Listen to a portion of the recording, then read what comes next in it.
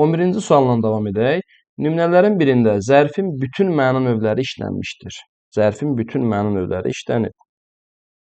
Arabir onunla, arabir nə vaxt? Bu zaman zərfi olur. Birlikdə kitabxanaya gedirdim. Necə tərzdə? Tərz hərəkət və orada yer zərfi bir çox əsərləri müzakirə edir. Burada bir çox say kimi işlənib, ismi izah edir. 3 məna növü oldu, kəmiyyət olmadı. O sürətlə tərz hərəkət, içəri yer zərfi, sonra zaman və özünə lazım olan bir neçə əşya, bu da bir neçə yenə saydır. C variantı, buraya az-çox bələd olsaq. Bələd olmaq feildir, az-çox da nə qədər kəmiyyət zərfidir, burada yer zərfidir. Yenə yolu tapa bilmədi, yenə də zaman zərfi olur. İndi burada nə olmadı? Tərz hərəkət olmadı. D variantına baxırıq. Dünən baş verən hadisədən sonra, dünən nə vaxt, nə zaman? Zaman zərfi. Müəllim dəfələrlə şagirdlərə tapşırdı. Nə qədər? Kəmiyyət zərfi. Yolu sağa sola yer. Ehtiyatla nə tərzdə? Tərz. Cavab nə olur? D variantı olacaq. E-də baxa bilərik. Dünəndən zaman. Bu qoşmadır bəri. Çox yorulur. Kəmiyyətdir. Həvəslə tərz hərəkətdir. Demək, burada yer zərfi olmadı. 12-ci sualla davam edək. Cümlələrdə fərqləndirilmiş hissəyə əsasən ardıcıllığı müəyyən edək. 12-ci sualda. Əvvəlcə arxı tullan. Bu ca nədir? Əvvəlcə. Biz bilirik ki, ca üstü 2 ədatı sifət, say və zərfi artırılır. Burada zərfi artırılır. 1 oldu ədat. Birinci bu olmalıdır.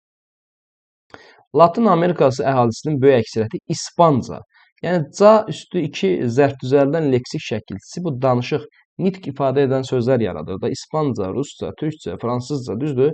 Bu leksik şəkilçi oldu. 2-ni verək. Bütün həyatı boyunca ca üstü 2 qoşması da əsasən isim və əvəzliyə artırılır. Bu da olacaq qoşma. 3-ü verək. Və sözün qanadları var, quş kimi incə-incə. Dünyada söz olmasa, nəyə gərək düşüncə? Düşünmək feilindən nə yaranır? Düşüncə ismi yaranır. Bu da isim düzəldən leksik şəkilçi olur. İndi ardıcıllığımız 12-də nə olacaq? C variantı. 3, 4, 1, 2. Maraqlı sual idi həqiqətən. Keçirik 13-cü suala. 13-də deyir ki, hansı cümlələrdə feili birləşmə ilə ifadə olunan ikinci dərəcəli cümlə üzvü işlənib? Feili birləşmə ilə ifadə olunan ikinci dərəcəli üzv. Baxırıq. Bu pəhləvan cüssəli 25 yaşlı gənc idmançı beynəlxalq turnirlərdə qalib gəlmək üçün daim məşq edirdi. Baxaq. Nə edir? Məşq edir. Nə vaxt, nə zaman? Daim. Kim məşq edir? İdmançı. Hansı idmançı? Bu pəhləvan cüssəli 25 yaşlı gənc. Bizə deyir ki, ikinci dərəcəli üzv feili birləşmə ilə. Nə məqsədə məşq eləyirdi? Nə üçün? Beynəlxalq turnirlərdə qalib gəlmək üçün. Bu da məsələ tərkibidir və ya qoşmalı birləşmədir. Feili birləşmə məqsəd zərfliyi vəzifəsində çıxış elədi. 1 olacaq. Bütün gecə kəndi lərzəyə salmış. Bütün gecə kəndi lərzəyə salmış. Top səsləri səhərə yaxın kəsildi. Kəsildi. Nə vaxt, nə zaman? Səhərə yaxın. Nə? Top səsləri. Hansı top səsləri bütün gecə kəndi lərzəyə salmış və ya salan. Burada da təyin feili sifət tərkibi ilə ifadə olunur, yəni feili birləşmə olur. 1-2. Şagirdlərimizin məqsədi imtahanda yüksək nəticə əldə etməkdir. Nə idi? Yüksək nəticə əldə etmək idi. Nə? Şagirdlərin məqsədi. Arada imtahanda. Burada belə bir şey yoxdur. Aza qane olmayan yoxa çatmaz. Burada tərkib aza qane olmayan nə etməz? Yoxa çatmaz. Kim? Aza qane olmayan. Bu məslər tərkibi burada mübtəda oldu. Musa kişi qıçları əsə-əsə 3 addım nə etdi? Atdı. Nə atdı? Nəyə atdı addımı? Kim Musa kişi? Neçə 3? Necə, nə tərzdə? Qıçları əsə-əsə. Bu da feili bağlama tərkibidir. Tərz hərəkət zərfliyi vəzifəsində çıxış elədi. Cavab da B variantı olacaq. 14-də baxırıq. Cümlələrdə işlənmiş modal sözlərin danışanın ifadə etdiyi fikrə münasibətinə görə ardıcılığı müəyyənləşdirək. Düzü, uşaqların hazırlıq səviyyəsi məni qane etmədi. Bu, təsdiq bildirən modal sözdür. Sonra, zənnimcə bu məsələ tezliklə həllini tapacaq. fikrin mənbəyini bildirən modal söz. Var orada? Bəli, var. Elə bil üstündən dağ götürüldü. Elə bil nədir? Bənzətmə bildirən modal söz. Və bir də demək və ya deməli sizin baş verənlər barədə heç bir məlumatınız yoxdur. Bu da olacaq nə? Nəticə bildirən. Biz bilirik ki, bu bənzətmə bildirən elə bil, sanki, güya bunlardan əvvəl və sonra vergül olmur. 14-də cavabımız nə olur? E variantı. Keçirin növbəti suala. Eyler-Venn diaqramına əsasən doğru fikirləri müəyyən edək. Köynəyin ləkəsi su ilə gedər. Ürəyin ləkəsi söz ilə. Doğrudur, bu yaşa qədər bir çox çətinliklər görmüşəm, amma bütün çətinliklər mənim üçün hədəfə gedən yol olub. 15-də sualın bir hissəsi bu tərəfdədir.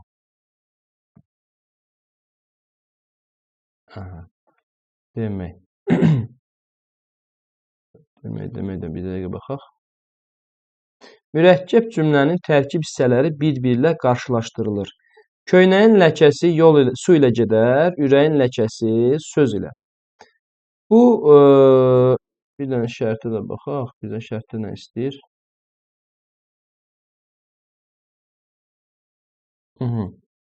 Bizdən doğru fikirlər istəyir. Köynəyin ləkəsi su ilə gedər, ürəyin ləkəsi isə söz ilə gedər. İkinci cümlədə verilmişdi ki, doğrudur, bu yaşa qədər çox çətinliklər görmüşəm, amma bütün çətinliklər mənim üçün nə olub? Demək, hədəfə gedən yol olub. Bir dənə bu hissəyə baxaq. Fikirlərin balacalaşdıraq mümkünsə. Bu tamları hamısını görə bilək də biz. Biraz da balacalaşdıraq. Bu formada işləmək olar bunu. Demək. Biraz da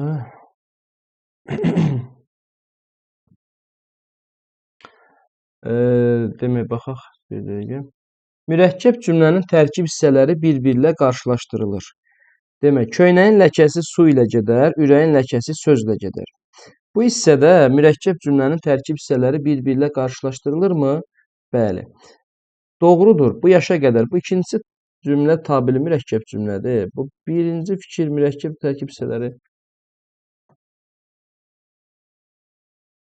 Demək, burada hər iki cümlənin məzmununda əslində mürəkkəb cümlələrin bir-birlə qarşılaşdırmasını görürük, düzdür? Yəni, bu yaşa qədər çox çətinliklər gördüm, amma bütün çətinliklər mənim üçün hədəfə gedən yol. Hər iki cümlənin məzmununda qarşılaşdırma var. Bu birinci fikir kəsişmədə olmalı idi. Növbəti fikirlərə baxaq.